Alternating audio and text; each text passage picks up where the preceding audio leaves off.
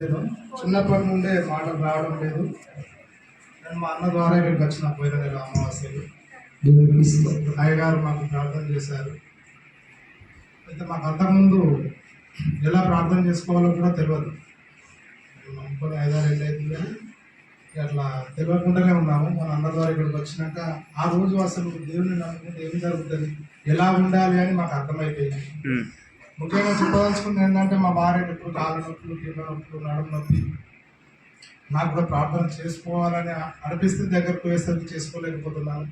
కానీ ఈ నెల రోజుల నుండి మార్నింగ్ లేచి మోకరించి ప్రార్థన చేసుకోగలుగుతున్నాము.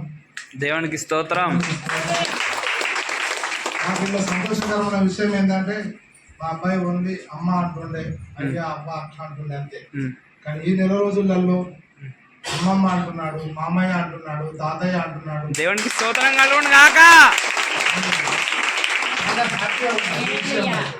చాలా హాస్పిటల్ తిరిగాను, లక్షలు ఖర్చు పెట్టుకున్నాను, రిజల్ట్ ఏం లేదు. 15 లక్షలు తీసుకుని వస్తేనే మాటలు వస్తాయని చెప్పారు. కానీ నేను అయ్యగారికి చాలా రుణపడి ఉంటాను. చెప్పట్లు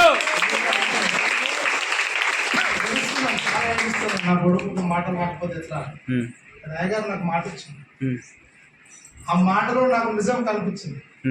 అతనికి అసలు 4 తిరిగేది కాకపోతే నా 3 మాటలు స్పష్టంగా అంటున్నాడు.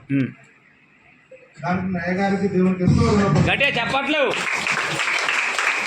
అదే ఆనందం నుండి అదే హ్యాపీ వేసుకుంటే నేను ఇక్కడికి వస్తున్నాను.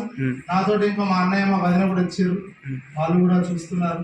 ఇంకా వస్తారు ఇక్కడికి. ఎంతో నమ్మకంతో వస్తున్నాం.